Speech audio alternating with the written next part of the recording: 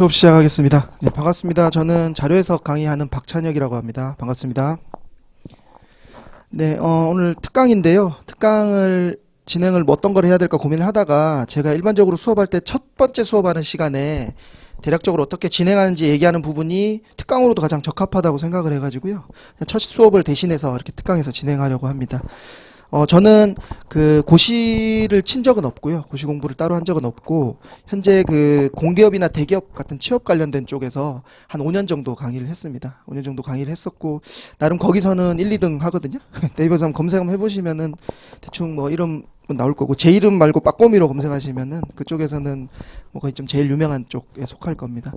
그 공기업하고 대기업 준비를 안 해보셨기 때문에 잘 모르시겠지만, 거기는 시험 형태는 PSAT랑 유사한데 조금 더 쉬워요. 대신에 시간을 좀 더 짧게 주거든요. 근데 이제 당연히 학생들이 고시 공부하시는 분들처럼 2, 3년 공부하는 게 아니다 보니까 좀 단기간에 이렇게 점수를 올리려는 좀 그런 경향이 있거든요. 성향이 있거든요. 근데 특징이 어떤 게 있냐면 시험지 문제, 기출 문제를 배포를 안 해줘요. 그러니까 이제 어떤 문제가 나오는지 시험장 들어가 봐야 알 수가 있거든요. 그러니까 저도 시험장을 들어가서 문제는 보지만 이거를 기억해서 나올 수 있는 게 아니잖아요, 이게. 그러다 보니까는 대부분의 그 NCS나 아니면 대기업 인적성 강의가 PSAT 문제로 수업을 많이 하고 있습니다. 그래서 저도 사실 PSAT 그 피셋 강의가 들어온 건 올해부터 들어왔지만 실제 PSAT 문제로 강의는 한 5년 정도 했다고 생각하시면 될 것 같습니다. 제가 강의를 여러 번 하면서 특히 그 공기업 같은 경우에는 블라인드 채용이라고 그래서 대기업은 그래도 서류에서 어느 정도 심사가 있어서 어느 정도 기초학력 수준이 조금 어느 정도 서류에서 걸러지는 효과가 있거든요. 근데 공기업은 말 그대로 블라인드 채용, 아무것도 안 봐요. 그래서 정말 다양한 분야에 있던 학생들이 많이 오거든요. 특히 남자분들 중에 군대 갔다가 정신 차려가지고 이제부터 공부해보겠다 이런 분들이 많아가지고 사실 이 적성 시험률라는 거는 기초학력이 베이스가 안 깔리면 굉장히 어려워요. 근데 그런 경우를 제가 엄청 많이 실제 경험을 해봤어요. 저희는 거의 매달 강의를 하기 때문에 매번 새로운 학생들을 보면서 그 처음에 아주 낮았던 점수에 있던 학생들을 상대해 보면서 이 학생들을 어떻게 점수를 올려야 될까 이런 고민을 많이 해가지고 실제로 제가 점수를 많이 올려본 경험도 있고요. 그래서 결론적으로 제가 얘기 드리고 싶은 것은 지금 여러분들이 공부하셔야 될 자료해석이라는 과목은 이런 말씀 드리면 좀 어떻게 들리실지 모르겠지만 진짜 별게 아니에요. 이게 어려운 게 하나도 아니에요. 기본적으로 점수 올리기가 아무렇지도 않습니다. 제가 수업을 좀 해보시면 느끼시겠지만 결국 대부분 방법을 몰라서 그런 건데 그 방법을 저만 아는 것도 아니고 대부분의 강사들도 공유하고 있고 대부분의 수험생들도 공유하고 있는 그런 일반적인 방법이에요. 그 정도 방법만 알아도 뭐 그렇게까지 아주 고득점을 얻기는 힘들지만 기본적인 점수 얻는 건 진짜 어려운 게 아니에요. 그러니까 겁먹으실 필요가 없고요. 그러니까 제가 일단은 수업을 어떻게 진행할지에 대해서 간략히 설명을 해드릴 텐데 제일 먼저 보여드리려고 하는 게 이제 그 커트라인이거든요. 배치 커트라인인데 지금 이 표를 보면은 그 커트라인이 지금 연도별로 정리가 돼 있거든요. 근데 이게 노란색이 재경이고 일반 행정이 파란 하늘색이니까 뭐 여러분들이 해당되는 시험을 치시는 걸 보시면 될 텐데 가장 많이 치시는 일반 행정 기준으로 말씀드리면 80점을 기준으로 약간 등락이 왔다 갔다 하는 정도. 요건 최근에는 한 75점. 이 정도 커트라인이 나온 것 같아요.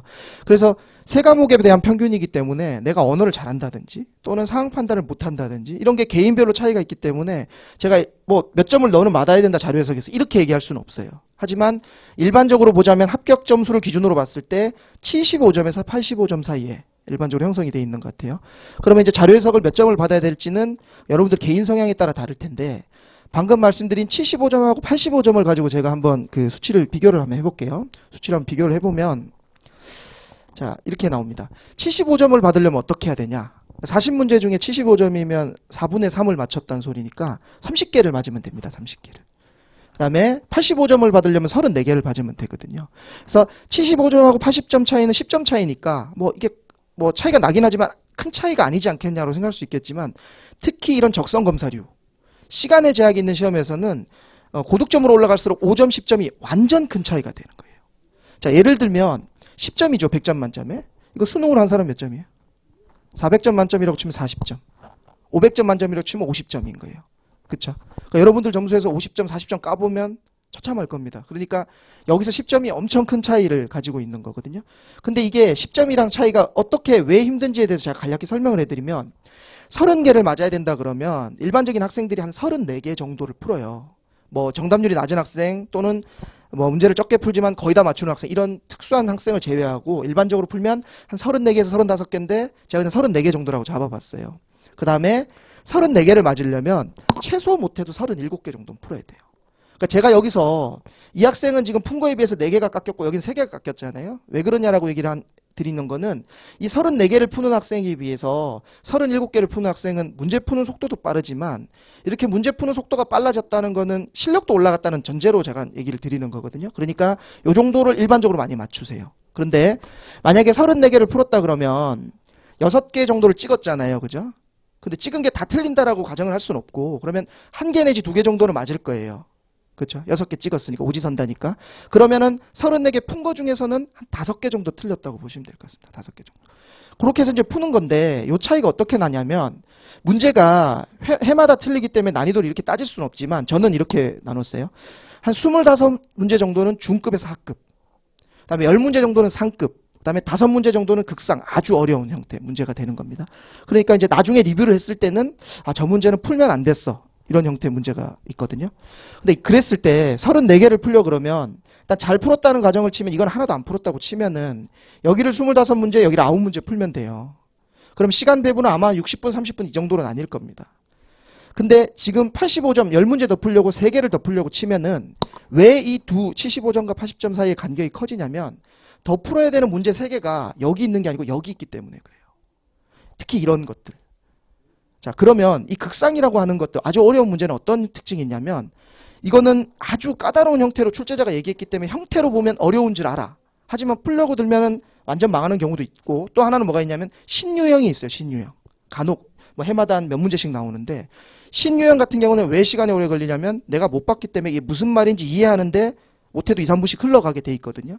그러니까 지금 많은 분들이 잘못 생각하시는 거는 문제를 풀고 나서 리뷰를 보고 이 문제는 이렇게 풀었으면 시간을 줄였을 것이야.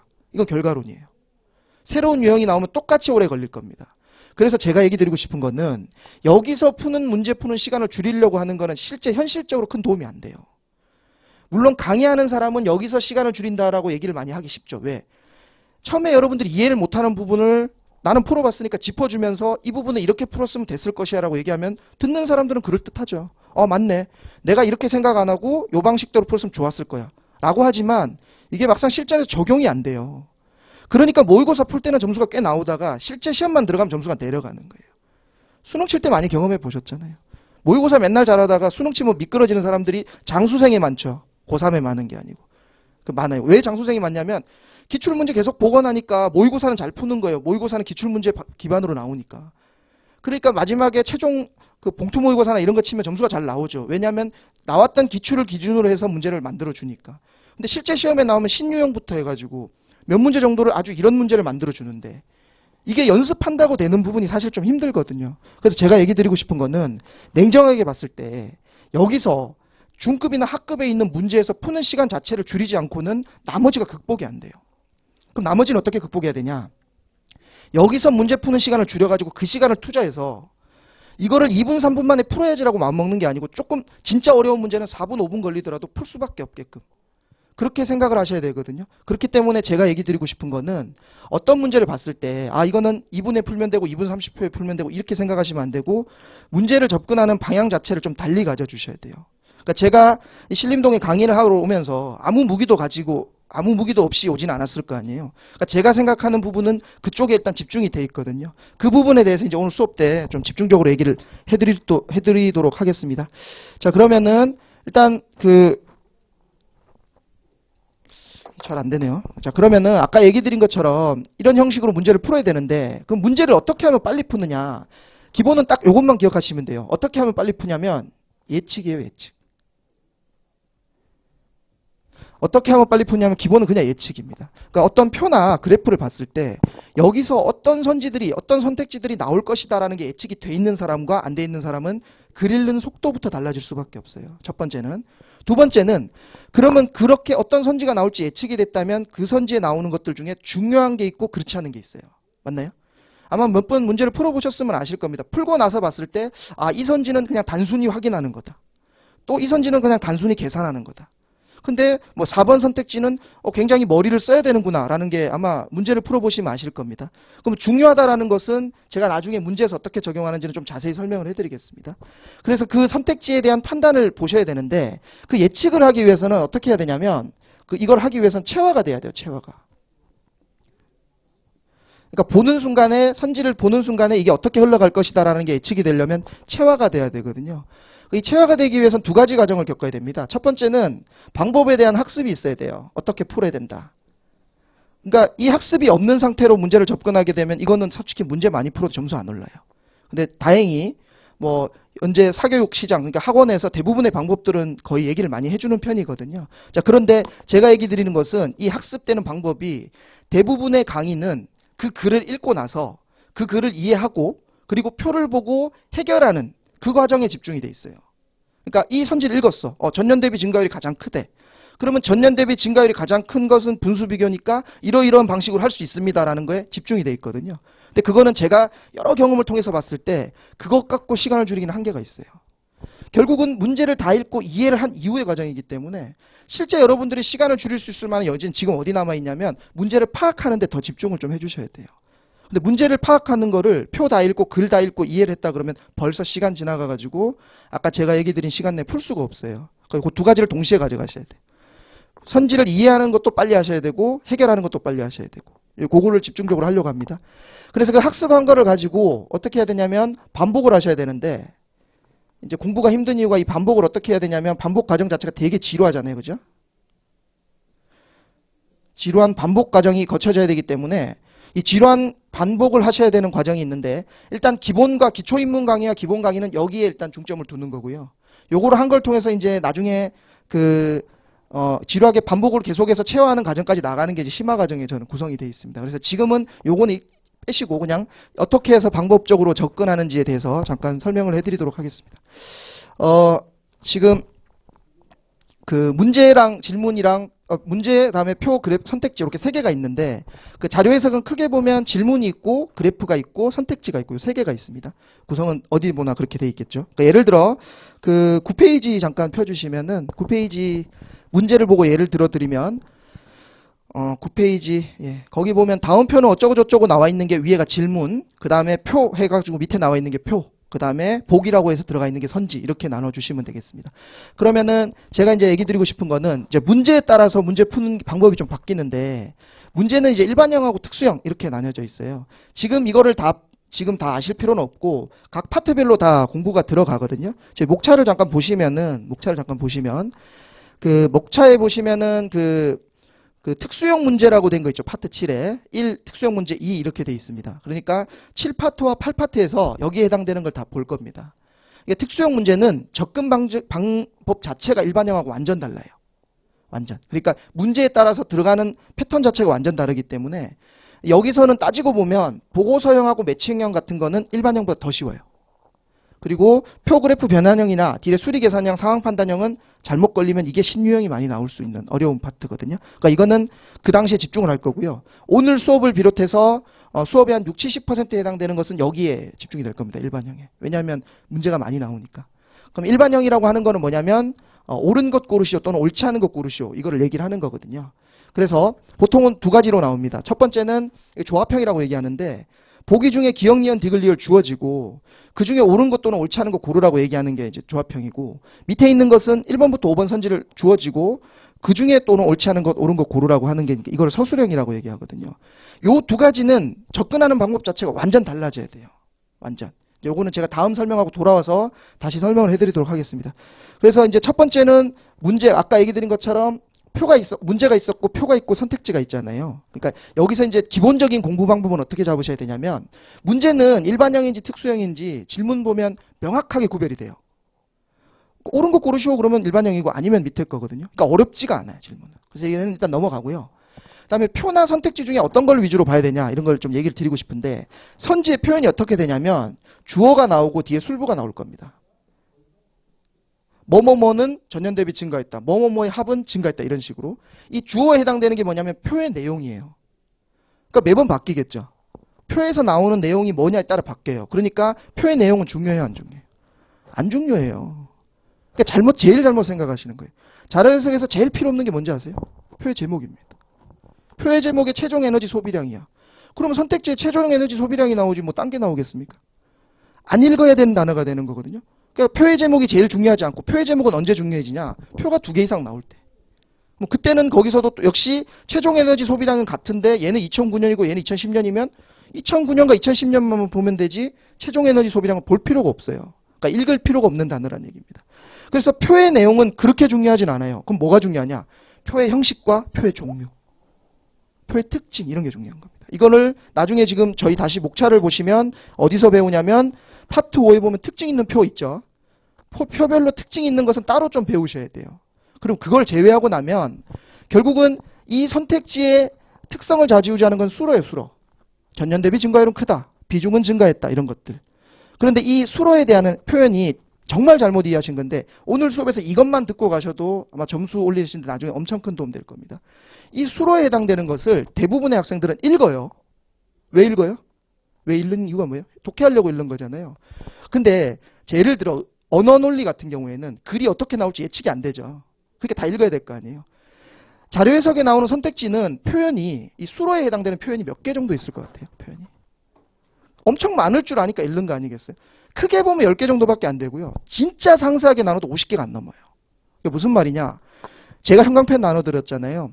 맨날 수업할 때 수로에 해당되는 주요 표현들을 형광펜 칠할 건데 이거 한 수업 한 3-4번만 돌아가면 대충 다 알 정도로 표현이 계속 반복이 됩니다. 그러니까 글을 읽으면 되는 게 아니고 선지를 봤을 때 형광펜으로 한 단어 한 2단어 정도 칠할 거거든요. 그 단어 2단어를 보시면은 이 선지가 뭘 의미하는지를 알 수 있게 되는데 이 과정이 이 수로 자체가 그렇게 종류가 많지 않기 때문에 그런 거예요. 그러니까 이거는 보통 나오면은 평소에 나오지 않는 표현이 나오는 경우는 한 전체를 통틀어서 1-2개 정도 선지? 그것도 거의 안 나오는 애가 더 많고. 그래서 그런 것들을 좀 느껴보시면은 공부는 뭘로 해야 되냐면 수로로 하셔야 돼요. 대부분 자료 해석 문제 풀 때 보내는 시간이 표 보냐고 보내는 게 아니고 이거 선지 해결하느라고 보내거든요.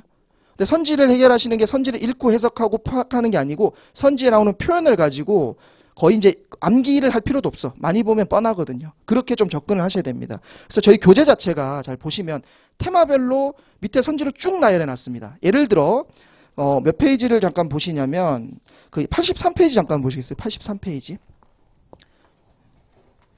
자, 거기 보시면은 그 분수 비교 또는 증가율 비중에 대한 거니까 분수 비교에 대한 거거든요. 거기 밑에 보면은 1번부터 12번까지 돼 있고 밑줄 그어져 있잖아요. 그게 주요 표현들이에요. 그 표현들이 제가 정말 나올 수 있는 거를 다 끌어모아서 넣은 게 이 정도이기 때문에 이게 사실은 내용 겹치는 게 더 많아요. 그러니까 분수 비교라고 하면 나올 수 있는 표현이 진짜 길게 봐봐 7, 8개. 단순하게 보면 3, 4개 정도밖에 안 되거든요. 그러니까 그 정도 표현들만 익혀두시면은 아 이거는 분수 비교고 또 분수 비교인데 예를 들어 거기 보면 그 3번에 보면 밑줄이 뭐라고 돼 있냐면 비중이 가장 작은 애 돼 있잖아요. 그럼 이걸 저는 이제 나중에 뭐라고 얘기하냐면 다대다 비교다. 그러니까 가장 작기 때문에 여러 개를 비교해야 되는 거다. 그 다음에 예를 들어 그 밑에 그 1번 같은 경우에는 전년 대비 증가율은 누가 크다라고 얘기했으니까 이거는 1대1 비교다. 그러니까 이렇게까지 분수 비교에다가 그걸 계산하는 방식이 1대1이냐 다대다냐 비교하는 것까지 다 포함해도 선지가 몇 개 안 돼요. 그러니까 이런 것들을 좀 집중적으로 공부를 하시면은 당연히 선지 문제 접근하는 속도가 엄청 빨라지실 수 있을 겁니다. 자, 그래서 이렇게 선택지 위주로 이제 학습을 진행을 하려고 합니다. 선택지 위주로 학습을 진행을 할 거고요. 자, 그다음에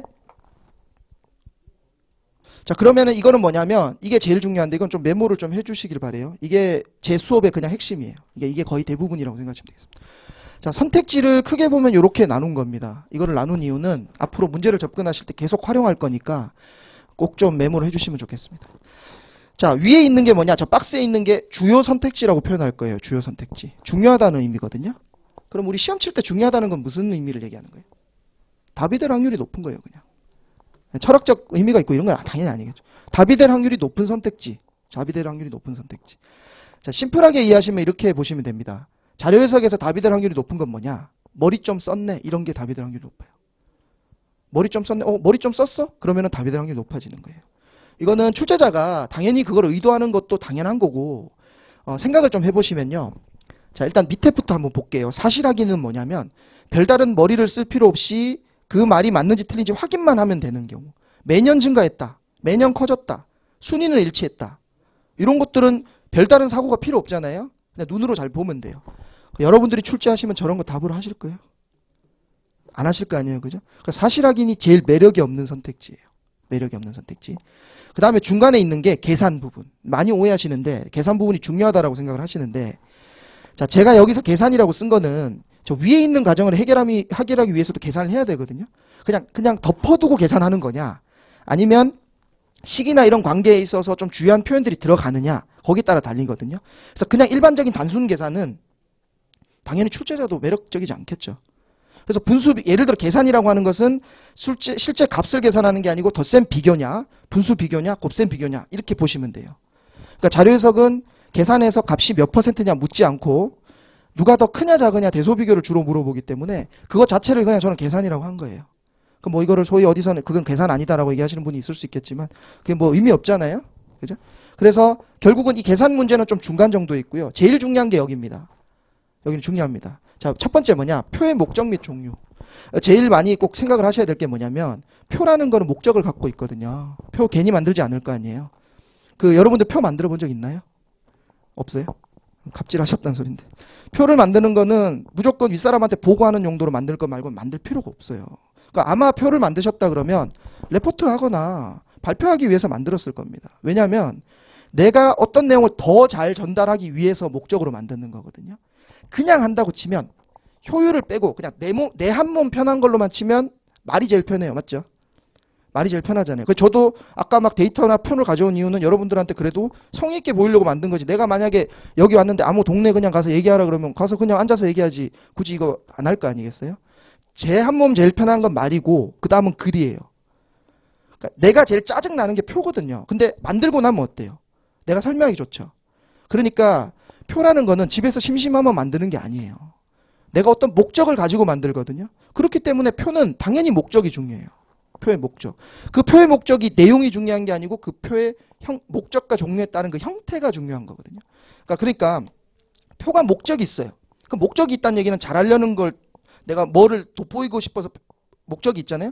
그러면은 그거를 만들 표를 어떤 표로 만드는지도 역시 목적하고 연관이 돼 있어요. 이게 중요합니다. 그래서 제가 목적하고 종류를 연결시킨 겁니다.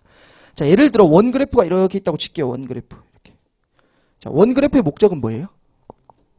비율이나 비중을 보려고 하는 게 당연한 거 아니겠어요? 그럼 그 문제 나오겠어요? 나오겠죠. 이게 목적이니까. 그런 거예요. 아주 심플한 거예요. 그러니까 원 그래프 보면 뭐가 떠올라야 돼요? 비율이나 비중에 대해서 나오는 거예요. 그런데 자, 여기서 예를 들어 지금 이게 이렇게 나왔다면 A, B, C, D, E 이렇게 돼 있으면은 이게 A라고 치면은 비중이 제일 큰 것 A. 너무 쉽잖아요. 그래서 원 그래프는 어떻게 나오냐?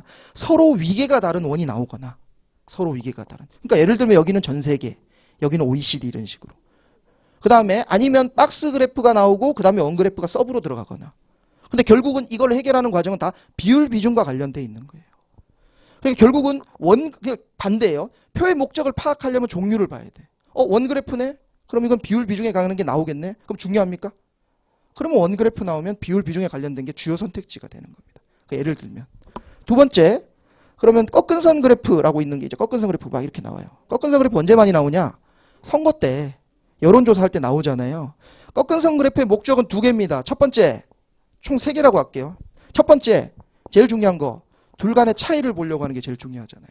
그럼 꺾은 선 그래프 나왔을 때 주요 선택지, 제일 중요한 거, 둘의 차이. 별표예요. 무조건 중요하겠죠. 그다음 두 번째, 이 꺾은 선 그래프라는 거에서 기울기는 뭘 얘기하는지 아세요? 나중에 지금 메모하실 필요 나중에 나중에 다 해드릴 테니까. 기울기는 증가 폭이거든요. 기울기는. 그러면은 기울기를 보면 누가 증가 폭이 더 큰지를 알 수가 있어요. 그럼 증가 폭을 바로 안 묻고 뭘 물어보냐면 t분의 델타 t 이게 증가율이란 말이에요. 그러니까 분자에 해당되는 게 제일 크니까 결국은 이 꺾은 선 그래프 활용해서 뭘 물어보냐? 전년 대비 증가율이 제일 큰 애, 제일 작은 애 물어보면 효율적으로 풀 수 있는 방법이 나와요. 그래프 형상만 보면. 이것도 제가 나중에 꺾은 선 그래프에 더 자세하게 해드리겠습니다. 그래서 첫 번째, 제일 중요한 건 둘의 차이. 두 번째 중요한 건 증가율, 감소율. 세 번째 중요한 것은 증가, 감소, 유무 파악인데 증가, 감소, 유무 파악도 중요는 하지만 증가했는지 감소했는지 보는 게 너무 쉽잖아요. 맞죠? 그죠? 꺾은 선 그래프 그려놓고 자 이렇게 그렸어요. 매년 증가했다. 너무 쉽잖아요. 그러니까 이거는 뭘로 보셔야 되냐면 사실 확인으로 보셔야 돼요. 그래서 꺾은 선 그래프에서 주로 나오는 거는 이런 세 개인데 그 셋 중에 제일 중요한 것은 둘의 차이. 두 번째는 증가율하고 감소율. 그러니까 이런 식으로 그 종류를 보면 그 목적이 떠올라야 되고 그 자연스럽게 따라와야 될 게 뭐냐면 나오는 주요 선택지들. 그게 자연스럽게 들어와야 됩니다. 그래서 표의 목적 및 종류는 엄청 중요합니다. 또 하나만 더 예시로 들어드리면 표가 표 1, 표 2, 표가 두 개가 있어요. 표 1하고 표 2가 있어요. 표 1은 1990년이야. 얘는 2000년이에요. 이 표의 목적은 뭘까요? 둘을 같이 붙여놓으면. 1990년과 2000년을 비교하려는 게 이 표의 목적이잖아요. 그러니까 표를 두 개를 같이 문제에서 출제한 거잖아요. 그죠? 그러면 주요 선택지 뭐겠어요? 1990년과 2000년을 비교하는 선택지가 주요 선택지가 되는 거고, 그러니까 당연히 중요하죠. 이해되세요? 무슨 말인지? 그러니까 이 출제하는 사람은 제일 먼저 하는 과정이 표를 초이스하는 과정부터 시작하는 거예요. 그럼 그 표를 왜 초이스하겠어요? 그쵸? 문제 내려고 하는 거지만 그런 과정이 다 있는 거거든요. 그래서 제일 중요한 게 표의 목적 및 종류인데 저거는 단기간에 알 수가 없어요. 왜? 표의 종류에 따라 그 목적을 다 알아야 되고 해당 상황에 따라 다 분석을 해야 되기 때문에 저거는 공부가 좀 필요합니다. 그러니까 지금 오늘 당장 해결할 수는 없는 거고 저런 게 있다 정도 보시면 되고요. 그 다음에 표의 특징은 아까 얘기 드린 파트 5에 있던 표의 세부 특징을 얘기하는 거예요. 표가 막 종류가 여러 개 있어요. 보면 박스표도. 그러면 그 세부적인 특징이 있는데 하나만 예시로 들어드릴게요. 자, 이게 2010년, 2011년, 2012년 이렇게 나오다가 갑자기 여기는 2013년은 1월부터 10월까지만 나왔어요. 자, 이거를 뭐라고 얘기하냐면 비대칭 구조라고 얘기하거든요. 대칭적이지 않은 거죠. 그러면 이제 여러분 한번 볼게요. 2010년, 11년, 12년이 나왔는데 여기는 월만 나왔어. 그럼 뭐 물어볼까요? 나올 수 있는 게 뭐 여러분 한번 생각을 한번 해보실까요? 이 정도는 할 수 있잖아요. 자, 이거 지금 만약에 옆에 전년 대비 증가율이나 아니면 그 선지의 조건이 붙으면 2012년 통해서 전년 대비 증가율이나 아니면은 뭐 전년 동월 대비 증가율 이런 걸 통해 가지고 만약에 옆에 전년 동기간 대비 증가율이 있으면 뭐가 산출이 가능하냐면 2012년 1월부터 10월까지가 산출이 가능하거든요. 그러면은 뭐 물어보냐면 2012년 전체에서 1월부터 10월까지 빼주면 11월, 12월이 나오겠죠. 맞죠, 그죠? 그리고 또 2012년에다가 조건이 붙어. 그러니까 예를 들어 2013년 전체가 2012년 대비 두 배 증가했다면 이게 나오면 2013년 수치를 알게 되면 2013년 11월, 12월을 알게 되거든요. 그럼 이런 거는 물어보겠어요, 안 물어보겠어요? 반드시 물어본다는 거예요. 그러니까 그러면은 여기는 어디를 포인트를 두셔야 되냐면 월에다가 포인트를 두셔야 돼요. 몇 년 이렇게 물어보는 거는 그냥 보면 돼요. 근데 제일 중요한 주요 선택지는 월이라고 물어보는 거. 자, 이런 것도 예를 들면 우리 특징 있는 표 중에 하나예요. 예를 들어. 자, 그런 표들에 관련된 것들이 나오면 거기도 답이 될 확률이 높아지는 겁니다. 저거는 이렇게 이해했으면 좋겠어요. 여러분들이 출제자라면 선택지의 표현을 다양하게 하고 싶을까요? 아니면 단순하게 하고 싶을까요? 맨날 사실 확인, 분수 비교 이런 것만 하고 싶으세요? 아니잖아요. 그러면 이 표가 나왔을 때 이 선지를 안 내면 나머지 표에서 낼 수가 없어. 그렇기 때문에 그런 특징이 있는 데서 나오면 반드시 그 선택지를 내줘야 되는 거거든요. 또 이 출제를 다 하고 난 맨 마지막에 뭐 하냐면 답된 것만 딱 모아놓고 그게 어떤 경향성을 가지는지도 보거든요. 그럼 답 다양하게 해야 되는 거 맞아요? 그렇잖아요. 답이 딱 모으면 딱 누가 봐도 표현이 딱 확실한 것만 답되면은 그것만 찍을 거 아니겠어요? 그러면 어떻게 되면 답도 다양해야 돼. 그러려면 이렇게 특징이 있는 표들이 나오면 답이 다양해질 수가 있는 거예요. 그래서 표의 특징이 좀 있는 표들은 주요 선택지가 그 표에 따라 개별 학습을 하셔야 돼요. 이렇게. 그럼 이거는 또 역시 그 파트를 공부해봐야 아는 거니까 그 정도 넘어가시면 되고요. 그럼 이제 제일 중요한 거, 제가 제일 중요하다고 얘기하는 거는 오늘 하루만에 여러분들이 다 알 수 있는 부분이기 때문이에요. 이게 세 개가 다 중요한데 이거는 오늘 하루만 들으셔도 알 수 있는 거, 산출이 가능한 거. 제가 아까 주요 선택지의 표현 뭐라 그랬냐면 머리 좀 썼는데 이거라고 얘기했잖아요. 그러니까 자, 산출이 가능하다는 거는 예를 들어 당구장 마크의 식으로 나올 수도 있고요. 말로도 나올 수 있어요. 예를 들어 A는 B분의 C 이렇게 나와 있는 당구장 마크에 식이 돼 있다고 칠게요. 자, 그러면 자, 표에서 A를 알려줬고 C를 알려줬어요. 그러면 B 물어볼까요? 안 물어볼까요? 그럼 모르는 건가요? 그렇게 성급하면 안 되나요? 100% 물어보는 거예요. 그럼 물어보면 얘 중요해요, 안 중요해요? 무조건 중요한 거예요. 그럼 여러분들 선지 볼 때 순서 어떻게 되냐면 다 읽고 나서 이 식을 해당되는 거였군. 이게 아니에요. A는 B분의 C, 식이 나왔어. 이거 문제 낸다는 소리거든요. 근데 표에 A하고 C가 나왔네? 그럼 뭐 물어봐요? B 물어보잖아요. 그럼 선지에서 빨리 B를 찾아야지. 그러니까 제가 하나 이제 우리 서로 간의 약속인데 제가 앞으로 용어 정리하실 때 이 표를 정리할 때 별표하라라고 얘기하는 게 나오면 무조건 주요 선택지입니다. 무조건 산출 가능한 거고 중요한 거고. 그럼 여기 별표해가지고 선지에 B라는 단어를 찾으면 되잖아요. 그죠? 그럼 B라는 단어가 오지선다 중에 1번하고 1번부터 5번까지 중에 2, 5번에 있다. 그럼 2번, 5번이 주요 선택지예요. 답이 될 확률이 얼마나 높아질까요? 그래서 저는 사기치지 않기 때문에 정확하게 얘기 드리면 오지선다기 때문에 한 개의 답이 될 확률이 20%죠. 이게 6, 70% 가지 않아요. 그건 거짓말이고 선지가 높아지게 예를 들어 1번부터 5번까지가 있는데 주요 선택지가 하나야. 그럼 거의 50%까지 가요. 거의 50%. 그 넘진 않아요. 50%까지 가고 선지가 예를 들어 주요 선택지가 3개야. 그러면 한 개당 한 30% 정도씩 보시면 돼요. 이제 그렇게 좀 이해하시면 됩니다. 그래서 그러니까 선지 5개 중에 답이 될 만한 거 하나 찍는 거 이건 구라고요. 답이 될 만한 확률이 높은 선지를 보는 게 중요하고 그보다 더 중요한 게 뭐냐. 글 다 읽고 파악하면 무슨 의미가 있어요? 그렇잖아요. 글을 다 읽고 파악하는 건 아무 의미가 없어요. 글 읽기 전에 파악해야죠. 이런 식으로. 그러니까 이 표현들을 제대로 익히면 어떤 효과가 있냐면 내가 목적 자체를 오지선다 중에 1번부터 5번까지 중에 내가 답을 빨리 고를 것이야. 이런 것보다도 선지 파악하는 것 자체가 엄청 빨라지는 것을 일단 목적으로 두시고 그거 하는 과정에서 답이 될 만한 확률이 높은 선지를 바로 골라낼 수 있다. 이거를 여러분들이 목적으로 두셔야 되고요. 별로 어렵지 않아요. 조금만 연습하시면 바로 돼요. 이게 제가 이거는 정말 확신할 수 있는 내용이고 아마 여러분들 정도의 학습량 정도거나 학습 수준이나 학습량 정도면 저는 정말 어렵지 않다고 생각합니다.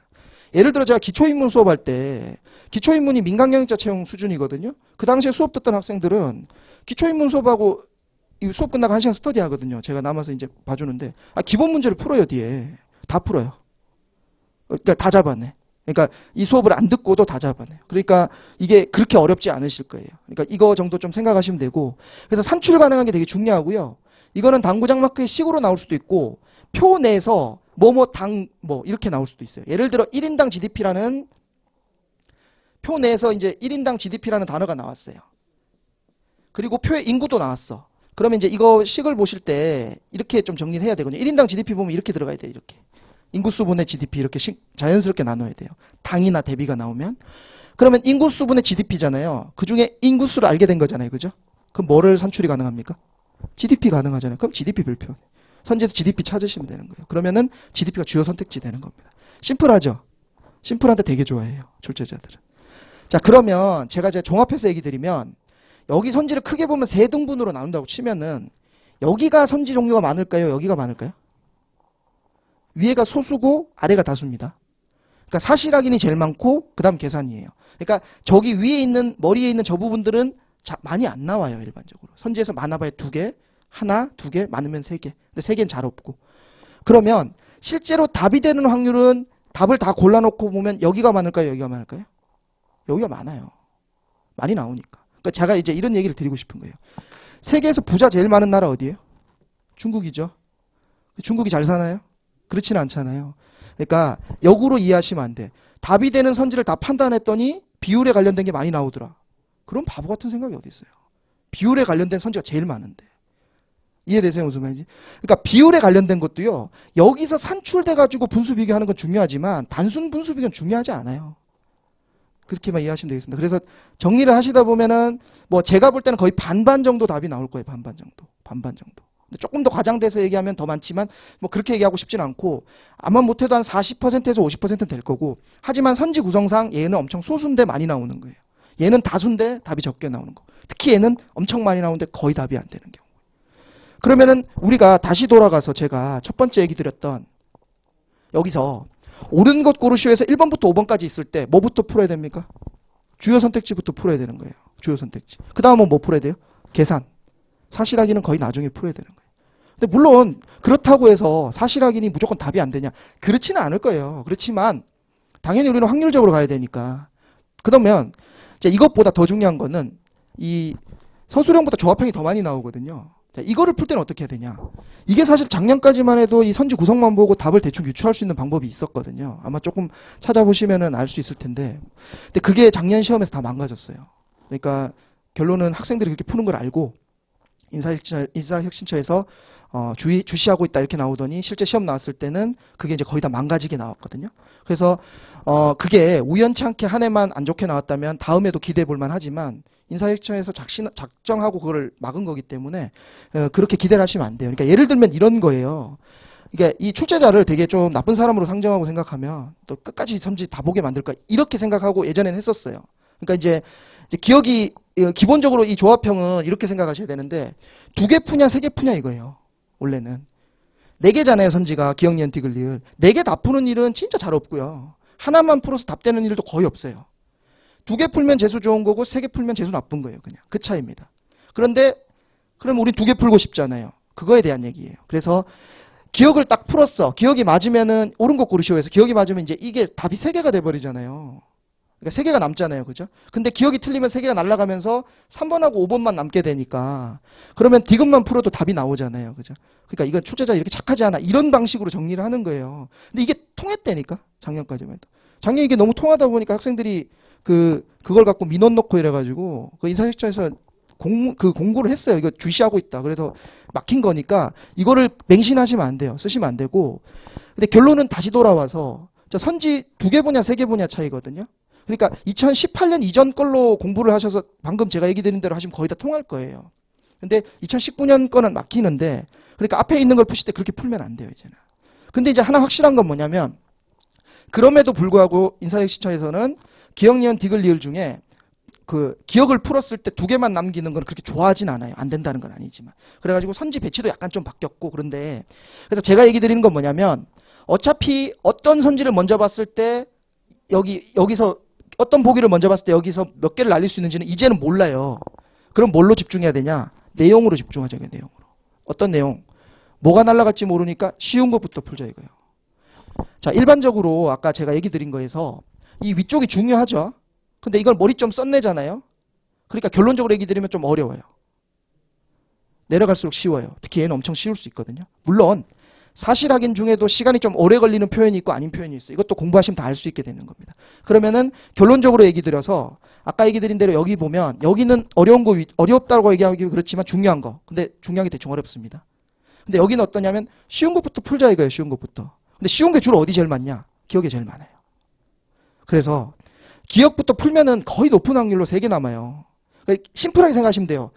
이거는 조합형은 하나 풀고 날렸을 때 2개 남으면 땡큐, 3개 남으면 그냥 꽝이에요. 선지가 3개 남냐, 4개 남냐, 5개 남냐 똑같아. 어차피 2개 더 풀어야 돼. 진짜 운 좋으면 하나만 더 풀면 되는 경우 있겠지만 거의 드물고요. 그러니까 그냥 첫 번째 선지를 이 보기를 해결했을 때 선지 중에 2개 남으면 와 이거고 3개 남으면 꽝이에요 그냥. 그렇게 생각하시면 돼요. 그러니까 이왕이면 그렇게 날릴 때 기억을 날리면은 그럴 확률이 좀 적어요. 이거는 2019년도도 마찬가지거든요. 그러면 마음가짐 어떻게 가지시면 되냐면 어차피 3개 푼다고 생각하시고 기억 제외하고 나머지 것들 중에서 제일 쉬운 거. 기억 제외하고 나머지 니은, 디귿, 리을 중에서 제일 쉬운 거. 근데 거의 대부분 1개 정도는 쉬운 걸 줘요. 걔부터 풀어서 3개 남으면 어쩔 수 없고 2개 남으면 땡큐고. 그렇게 접근하시는 게 제일 좋습니다. 그거는 문제를 풀어보시면서 계속 확인을 해가실 수 있을 것 같습니다. 그렇게 해서 결국은 보기는 그러면 뭐부터 풀어야 되냐? 쉬운 거부터 풀어야 되니까 사실 확인부터 풀고 그 다음에 계산 풀고 그 다음에 제일 마지막에 주요 선택지들 풀고 물론 주요 선택지 중에서도 쉬운 것들이 있어요. 그러니까 중요하면서도 쉬운 거니까 완전 땡큐죠. 그죠? 그걸 오늘 첫 시간에 할 내용이에요. 근데 그런 거는 먼저 풀어도 상관없습니다. 그래서 이 정도 생각하시면 되고요. 그 다음에 이제 구성은 질문, 표제목 뭐 이렇게 돼 있는데 이게 문제 푸는 순서인데 이거는 여러분들이 그냥 각자 취향에 따라 하시는 게 좋을 것 같아요. 근데 제가 어떻게 푸는지를 얘기해 드릴게요. 제가 그냥. 저는 이제 질문은 체크만 합니다. 왜 하냐면 질문과 표제목이 같은 확률이 90%가 넘어요. 그러니까 지금 문제를 한번 보면서 볼까요? 그 9페이지 1번 스텝 1번 문제 보면 9페이지 잠깐 보시면요. 표의 제목이 어떻게 나오냐면 금융서비스 제공 방식별 업무 처리 건수 비중 현황. 이게 표의 제목이죠. 그런데 위에 질문에 뭐라고 나오냐면 다음 표는 2007년부터 2011년 쭉쭉쭉 나오면서 표의 제목을 다시 얘기하고 있거든요. 그러니까 90%가 이런 형태예요. 그러면은 질문은 굳이 읽을 필요 없겠죠. 그렇죠? 그러니까 질문을 읽을 경우는 어떤 경우를 읽어야 되냐면 2가지 경우가 좀 중요한데 그 숫자가 나오거나 질문에 숫자가 나온다. 지금 질문에 숫자가 없는 거예요. 질문에 숫자가 나오거나 아니면 질문에 어떤 단서를 주는 경우가 있거든요. 그러면은 다 읽을 필요 없이 단서를 준다는 얘기는 글이 길어져요. 그러니까 자 생각해 보세요. 표의 제목 한번 읽고 나서 옳은 것 고르시오까지 나오면 2-3줄이면 끝나겠죠. 근데 그게 4줄, 5줄 늘어난다는 얘기는 뭐 불필요한 정보가 하나 더 들어가거나 이런 건데 문제 푸는 데 있어서 아무 불필요한 정보를 안 주니까 그래서 질문이 길거나 숫자가 들어가거나 이러면은 질문을 한번 체크해 보시면 돼요. 아니면은 질문하고 표제목하고 똑같으니까 이렇게 생각하시면 되고, 표제목 중요하다고 했어요? 안 중요하다고 했어요? 안 중요하다니까. 문제 풀면서 한번 느껴보시자고요.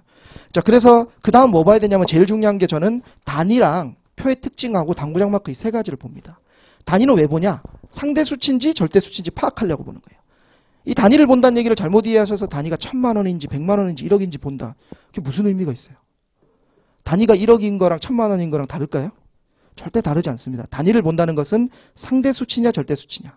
그러니까 퍼센트냐 아니면 실수냐 이런 거 보는 거거든요. 그래서 단위를 먼저 보는 것은 오늘 첫 번째 파트에서 볼 거니까 제가 좀 넘어가겠습니다. 두 번째 표의 특징은 아까 말씀드린 것처럼 표의 목적과 종류랑 문제 형식 등을 봅니다. 왜 보냐면 주요 선택지 찾으려고. 그 다음에 당구장 마크를 보는데 당구장 마크는 크게 보면 두 가지로 돼 있어요. 이의제기 방지용과 문제 힌트. 근데 겉으로 봐도 드러납니다. 시계 형태로 돼 있으면 문제 힌트고요. 숫자가 들어가거나 시계 형태로 돼 있으면 봐야 되고, 글자로 된 거는 그냥 이의제기 방지용이에요. 이의제기 방지용. 그러니까 예를 들면 이런 거죠. 그 폐기물 처리 방식이 뭐 A, B, C 방식이 있다고 했어요. 그렇게 문제를 내는데 어떤 사람이 이렇게 물어볼 수도 있는 거예요. 만약에 그 문제를 풀었어. 근데 자기가 한 문제 차이로 떨어질 것 같아. 떨어졌어. 그럼 이의제기 해야 될 거 아니에요. 그러면 이렇게 얘기하는 거죠. 이렇게 처리하는 거 말고 내가 먹을 수도 있다. 이렇게 얘기하는 거예요. 내가 먹는 거 보여주냐. 이렇게 얘기할 수도 있는 거예요. 만약에. 그러니까 당구장 마크의 처리 방식은 A, B, C이다. 이렇게 쓰는 거거든요. 그러니까 문제를 푸는데 필요한 게 아니고 나중에 이의제기를 방지하려고 쓰는 거기 때문에 읽을 필요가 없어요. 그거는 근로서술합니다. 그러니까 근로서술하는 거는 좀 스킵하시고 식으로 관련된 것들 위주로 좀 보시면 되겠습니다. 또 근로서술하지만 숫자가 나오는 건 중요할 수 있어요. 뭐 기준이 몇 이상이다 이런 게 나올 수 있으니까. 그 두 가지는 질문하고 똑같죠, 내용이. 질문도 숫자 제가 위주로 체크하라고 했으니까. 자, 그 정도 정리하시고 나중에 선지에서 확인하고 다음 표에서 내용 확인하고 이런 순서로 갑니다. 자, 일단 기본적인 오리엔테이션처럼 어떻게 접근하는지를 했고요. 이제 본격적으로 첫 번째 테마인 알 수 없는 것 있는 거 요거 들어갈 거거든요. 그래서 이건 잠깐 쉬고 10분 쉬고 수업 시작하도록 하겠습니다.